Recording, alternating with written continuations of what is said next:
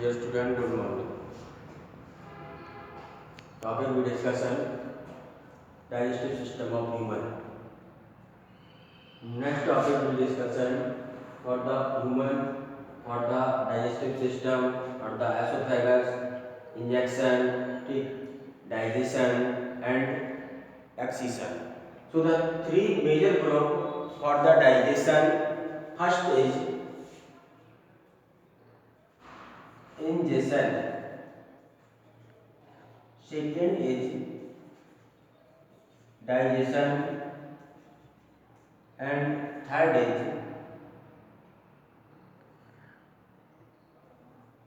excretion. So major three component for the digestion in human body: ingestion, digestion and excretion या ingestion. So the major group for that ingestion means जो food particle है उनका हम absorb करेंगे। Absorb करने के बाद में उनका मेटाबॉलिक रिलीज होगी या मेटाबॉलिक जो भी एक्टिविटीज होंगी उन एक्टिविटीज के साथ में खाद्य पदार्थ जो भी है उसका क्या होगा, संश्लेषण होगा। और जब उसका संश्लेषण होगा तो संश्लेषण के साथ साथ भोजन का अवशोषण होगा। अवशोषण के बाद में एसिमिलाइजेशन होगा और एसिमिलाइजेशन के बाद में प्रोसेस जो होगी वो एक्सक्रीशन के माध्यम से बॉडी से बाहर फ्लो निकाल दिया जाएगा। तो जो भी फूड पार्टिकल्स हैं उनसे हमें जो न्यूट्रिशन प्राप्त होगा, जो भी न्यूट्रिशन मिलेगा, तो न्यूट्रिशन मिलने के साथ साथ जो हमें करने वाली जो प्रोसेस है जिसमें हमने सबसे पहले इंजेक्शन के बारे में कल टॉपिक डिस्कशन किया था, जिसमें टंग के बारे में बताया था, सैलरी ग्लैंड के बारे में बताया था। तो 3 जोड़ी सैलरी ग्लैंड पाई जाती हैं और मनुष्य के अंदर टीथ होते हैं और टीथ जो होते हैं वो 32 teeth are present in buccal cavity. So सबसे प्रोसेस बात आती है कि जो टंग है, जो टंग के साथ में क्या है, सैलरी ग्लैंड। सैलरी ग्लैंड के बाद में टीथ प्रेजेंट है। Salary gland 3 pair present in human, 3 pair in human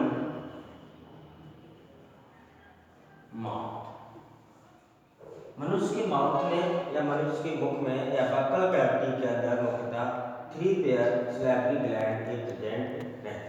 teeth जो प्रेजेंट है, मनुष्य के दांत जो होते हैं वो 32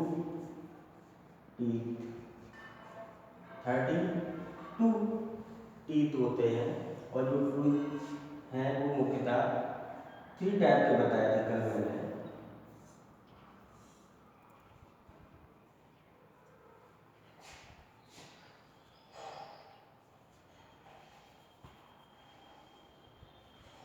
बाइडोंट,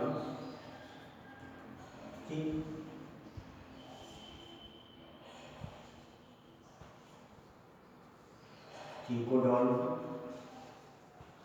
and Ectrodont.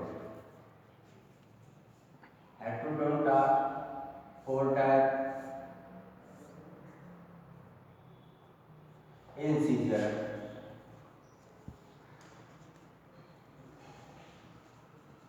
canine, premolar and molar. So ectrodont are present in incisor, canine, premolar and molar. ठीक। सेकंड बात आती है इंसीजर जो है वो 2 जोड़ी अपर भाग में, 2 जोड़ी ऊपर, 2 पेयर अपर और 2 पेयर लोअर। तो कहने का मतलब है 2 जोड़ी ऊपर, 4 दूनी 8 टीथ हैं। वो मुख्यतः किसके हैं,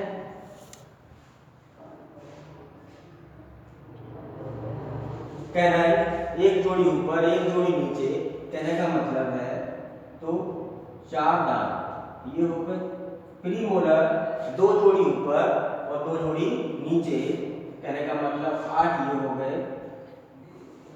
उसके बाद में जो मोलर है वो 3 जोड़ी अपर और 3 जोड़ी लोअर, 3 दूनी 6 दूनी 12।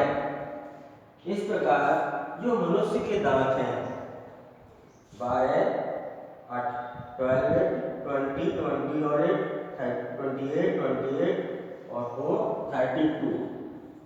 तो टोटल जो मनुष्य के टीथ है वो मुख्यतः 32 टीथ है, जो भोजन को डिफरेंट अलग अलग फंक्शन करने का भूमिका अदा करते हैं। सबसे पहली बात आती है इंसीजर की। इंसीजर जो है वो भोजन को काटने, आगे के जो अपर पार्ट है 2 जोड़ी अपर और 2 जोड़ी लोअर, वो भोजन को काटने का यानी कटिंग का वर्क करते हैं। कैनाइन जो है वो भोजन को फाड़ने का वर्क करते हैं, और जो प्रीमोलर है ये भोजन को कुचलते हैं और कुचलने के साथ साथ पीसने की भी भूमिका अदा करते हैं। ठीक, और मोलर ये भोजन को पीसते हैं। तो इस प्रकार सभी के जो हेट्रोडोंट है, तो हेट्रोडोंट सभी के फंक्शन अलग अलग, इंसीजर का आकार अलग है, कैनाइन का अलग है, मोलर प्रीमोलर का अलग है और मोलर का अलग है।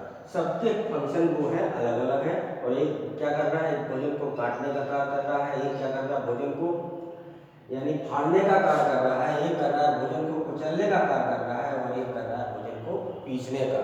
तो सबके चारों के फंक्शन अलग अलग है। और जब भोजन पिस जाता है तो पिसने के बाद में हमारी ग्रास नली इसके माध्यम से, यानी ग्रास नली के माध्यम से, यानी एसोफेगस के माध्यम से हमारे आमाशय में भोजन पहुंचता है, और आमाशय में भोजन पहुंचने के बाद में वहां पर HCl का स्रावन होता है, यानी सिक्रीशन ऑफ HCl। जो ऑजेंटिक सेल्स हैं वो मुख्यतः यानी HCl का सिक्रीशन करती हैं, जो भोजन में मिलता है, और जिससे भोजन जो है वो ऐसा क्षारीय हो जाता है। ठीक, तो भोजन जो है वो क्या हो गया, एसिडिक हुआ पहले, एसिडिक के बाद में फिर भोजन क्षारीय हुआ। तो क्षारीय होने के बाद में भोजन फिर हमारे कहाँ पर, आमाशय के बाद में भोजन फिर छोटी आंत के अंदर प्रवेश करता हुआ, ठीक, छोटी आंत में पहुंचता है, छोटी आंत के बाद में भोजन फिर बड़ी आंत की तरफ।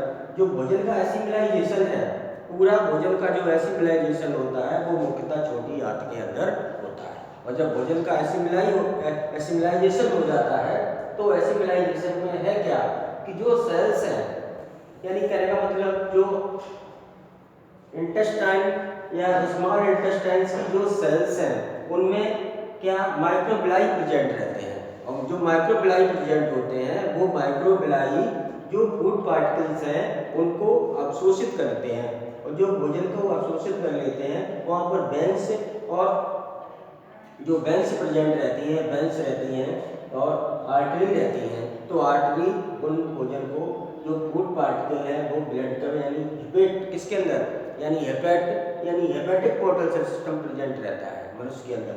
तो जो भोजन के पार्टिकल होते हैं उनको मुख्यतः हेपेटिक के अंदर जो द्रावसीकरण होता है, तो हेपेटिक सेल्स जो है वो मुख्यतः भोजन के आए विषाक्त पदार्थों का द्रावसीकरण करती हैं, और उसके बाद में भोजन फिर ब्लड के माध्यम से यानी हार्ट की तरफ मूव कर जाता है। तो प्रोसेस बड़ी लंबी प्रोसेस है डाइजेशन की। सिंपल तौर पे ये मैंने थोड़ा आपको नॉर्मल तौर पे बताया है।